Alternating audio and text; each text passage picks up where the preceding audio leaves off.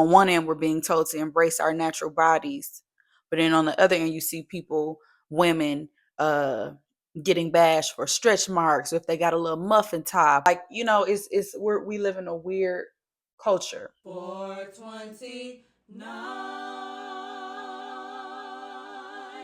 with Aliyah Shari.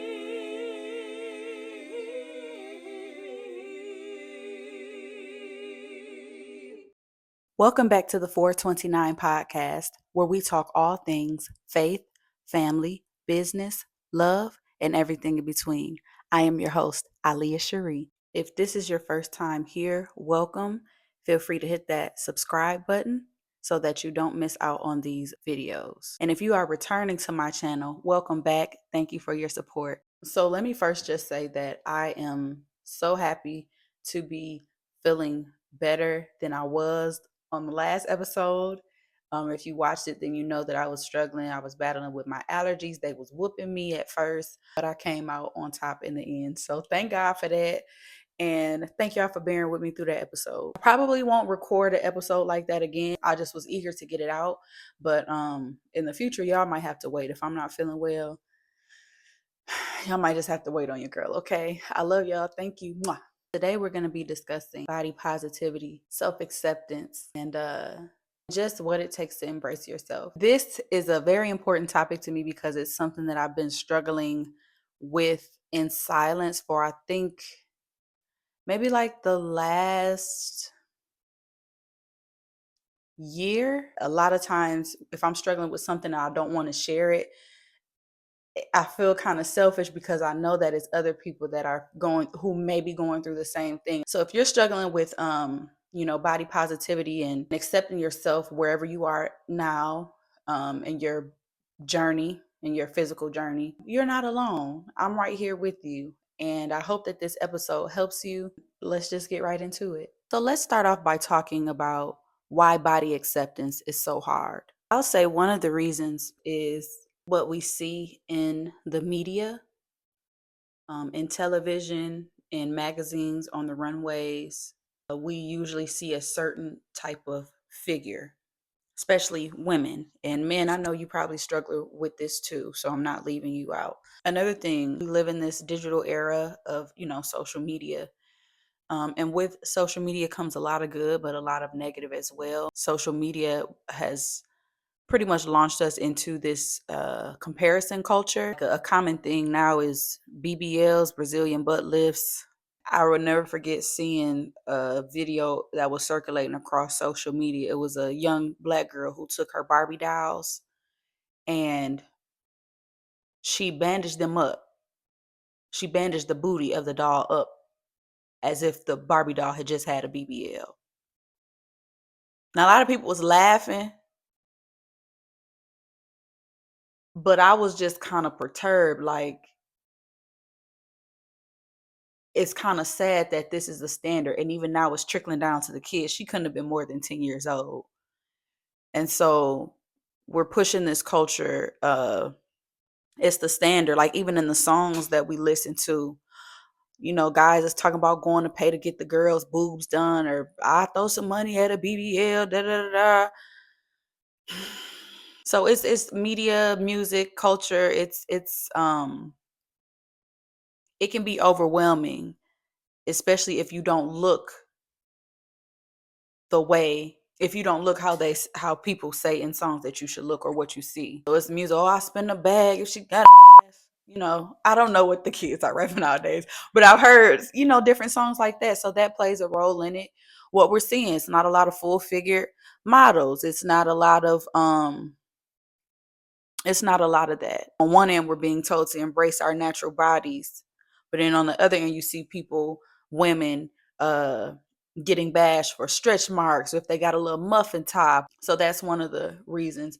And also, I think family upbringing has a little bit to do with that. Or a common theme on social media around Thanksgiving and Christmas, when we're about to be around our families, is like the clapbacks that we will use, especially if a family member talks about your body. This is common even before we get to adulthood, just even as children, just different comments on our bodies, and we're spreading here and this looks like that. And that can shape your perception of yourself as well. Because a lot of times with your family, these are people most of the time that you're really comfortable around, they're comfortable around you. But some family members don't necessarily know how to read the room. And some family members say the first thing that comes to their mind, whether it hurts your feelings or not. So, especially with the body, if you've gained a little weight, they're going to let you know that you've gained weight. If you're looking a little thin, they're going to let you know you're looking a little thin, a little sick. And so, yeah, hearing that all your life too can contribute to why body acceptance is so hard. Because whether you're overweight or underweight or whatever, you're going to feel away because of those comments. You keep replaying those comments in your mind. But I will share a little bit of my experience, what I've been going through as of late. I was on birth control. My gynecologist here changed my dosage.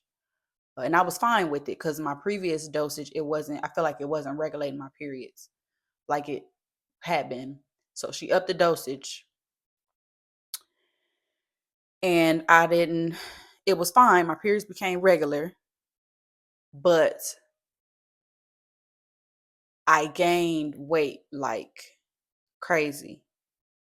My hips and thighs started to spread, my arms, just everything. And I was always hungry.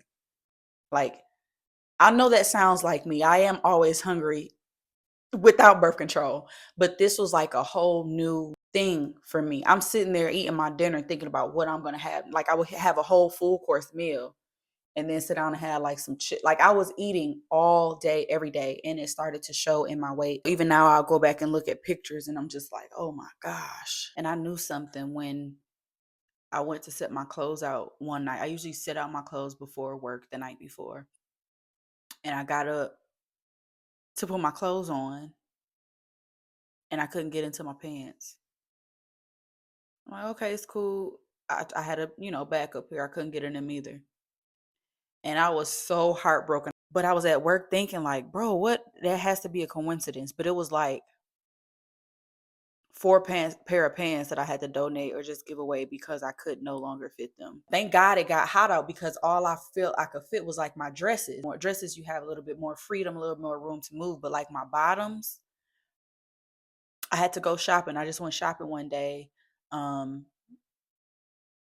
Because I was having I feel like I couldn't fit anything in my closet, and it hurt my feelings so bad because I had never experienced that. And like I was just feeling terrible. My shirts and stuff, I'm like, bro, what?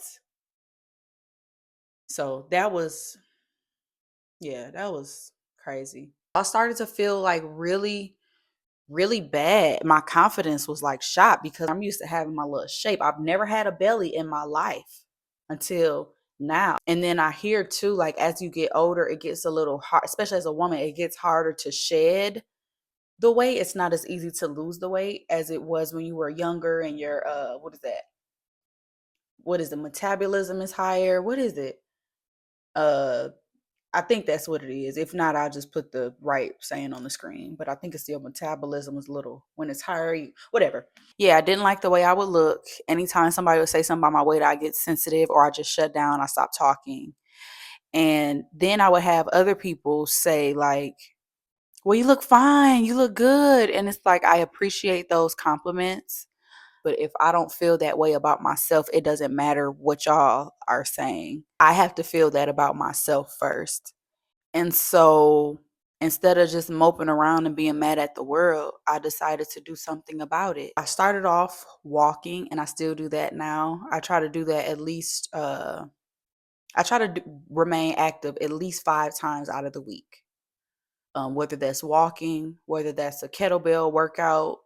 Shout out to my therapist who told me to add weights because I was doing all this walking. I was doing like indoor ab workouts and I still wasn't seeing a change. And my therapist was like, well, add some weights in there, see if that helped. When I tell y'all, it's coming together. My summer body is ready. Okay. But I had to start working out. I started walking. I started my ab exercises. Um, and let me just say that you don't have to have a gym membership to work out. Everything is on YouTube. Everything you can find, literally every recipes, workouts, advice, everything is on YouTube, y'all. So if you like me and you don't have a gym membership, don't let that discourage you. It was during the winter time where I finally decided to make a change. And so I would do like the indoor walking videos that they had for like 10, 20 minutes. They got Zumba online. They have all type of stuff. But not only the working out and the weights and all that, but it's also what I was eating. So I had to become a lot more disciplined in what I was eating. So I love bread and I love sweets. I have a sweet tooth. Thanks, mommy. Um, so it's not necessarily about cutting it all the way out, but just like doing it in moderation. Like I took this one method from my mom. She has cheat days. I was eating sweets every single day. Like I would sit there and eat a whole tub of ice cream, y'all. Cause I was hungry, or so I thought. So I had to change the way I was eating. I had to start incorporating like my fruits and my veggies. I love pineapples. Um, Applesauce too. That's my go-to. I like bananas, but I like them better in a banana pudding. So I'm still working on that. The final thing I want to say about that is that consistency is key. I noticed that first when I saw myself and I'm like, I got to make a change. I would go at it for a couple of days and then I'll fall back into my old eating habits, my old just laying around after work. But consistency is key. And honestly, in the summertime, spring and summer, when the days get a little longer, it makes it a lot easier to want to get out and get active, at least for me. As far as what I do now, I do walking maybe 3 times a week. And then my other workouts, the other 2 days are like indoors, like the abs, the kettlebells. I use a 10-pound kettlebell. And I eat right. I try to cut off my eating and snacking after a certain time. I do get cravings now when it's time for my period, honestly, and I just want to eat junk. But it's discipline. Sometimes if I get hungry after my cutoff time and I need something sweet, I'll go get me some applesauce and that takes the craving away. I can see the results and I can honestly say I'm getting back to the way I want to look. Summertime is pretty much here and I'm ready. Okay. So if you see me in a 2-piece, look, mind your business. I work hard on this body. Somebody gonna see it. Okay. And isn't that the church girl? Yeah. Yeah. I love Jesus and I love my body too. Somebody gonna see it. Cause I done worked hard. I've been working hard. So somebody gonna see it. It's been a long road for you, girl. Okay. Anywho, so finally, I just want to share some practical tips for body positivity. The first thing that you want to do is reframe negative self talk. You have to silence the inner criticism. I think the key to doing that is you got to be kinder to yourself. Mom used to always tell me that we are the hardest on our own selves. Sometimes the stuff, especially related to our body, that we're self-conscious about or insecure about, a lot of other people don't even notice, but we notice because we're with ourselves every day. We can't leave, like we're here. It's just a matter of being kinder to yourself, talking positively. I know they say don't talk to yourself, but I do. It's nothing wrong with that. Give yourself some positive self-talk. You look great today. I know you don't feel the greatest, but you look amazing. You may not look how you want to look, but we're going to get there. One thing I would do, I just be like, look, at least I'm alive, bro. Like, that might sound crazy, but I just went to that extreme. Like, okay, I don't feel the best. I may not look the best to me, but at least I'm alive. At least I'm on this side of the ground. I have another day to change it. Let's do it. Let's go to work. Another practical tip: a social media detox is needed. Sometimes we're on there and we're subconsciously comparing ourselves, not just our lives. I'm talking in this context just about body. We're subconsciously comparing our bodies to other people. Some of us are comparing our bodies to people who laid on the table. And I'm all for, if you don't like how you look, do something to change it. I'm all about that. But I don't think we should compare ourselves to people who laid on a table to get enhancements or um body suction. I don't even know, but who laid on the table to get something done or removed or enhanced, and we're trying to do things the natural. Like, that's not ideal. I'm all for that. If you want to lay on the table, that's you. That's not me. But I'm support you in your journey. Do what works for you. But yeah, definitely detoxing from social media. If you don't want to completely take a break from it, Look at following accounts that uplift instead of diminish.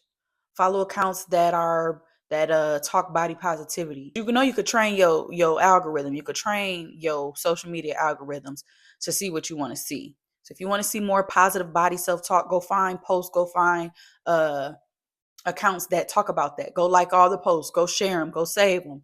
So your timeline knows, so your algorithm knows, okay, they want to see more of this. Cool. And just go from there. Also, you want to celebrate what your body can do. So let's say you can't run a mile. Maybe you can walk half a mile. At least you can walk. Walking is a start. Maybe you can't lift a 20-pound weight, but you could lift a 10, you could lift a 5. Celebrate what you can do and just keep doing it. Be consistent. And then the final thing to do overall is just to shift your mindset. That could be daily affirmations. Maybe you write it down. Maybe you have it. I don't know if y'all used to watch Being Mary Jane. She had the post-it notes all over her mirrors in her house. Maybe you need those. Also, just practice gratitude. This might sound very crazy, but like I used to be really insecure about my feet and how big they are. Big feet run on both sides of my families. I know they have like corrective surgeries and stuff now, but it's not that deep to me. It is what it is. I got big feet. I've learned to live with it. One thing I used to do, I was like, dang, why my feet gotta be so big? But then I think about the people who don't have feet, who had to get their feet amputated. And then I would think about like my waistline, because my legs are super long. Like other girls I look and they got like they're shorter. So I'm tall thanks to my legs. I have long legs. My waistline starts like way up here. And I used to hate that. I'd be like, bro, why my legs gotta be so long? Then I thought about the people with no legs or who had to have one amputated. Or so I don't know, maybe I'm thinking too deep, but that's how I used to practice gratitude. And even now, some days I have to do that. Like when I'm complaining about it being too cold or too hot, I'm like, well, at least I'm alive to feel it.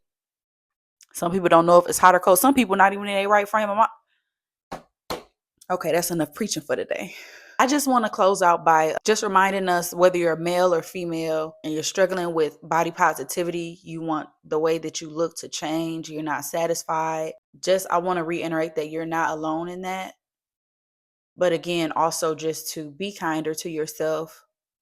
What's the quote? It says something like, your voice is the one you'll hear the most out of everyone's. So just be mindful of what you're saying to yourself. And then I also want to encourage you all, try and exercise in self-love this week. What does that look like? What does that sound like? If you're watching this and you feel comfortable doing so, feel free to share your body positivity story in the comments, sharing with me over social media. And if you don't really want anybody in your business, you could share it with me via email. I'll link all that information down in the description box below. Thanks so much for watching. Again, I am your host, Aliyah Cherie, and I will see you very soon. But until then, take care of yourselves and take care of each other. Bye.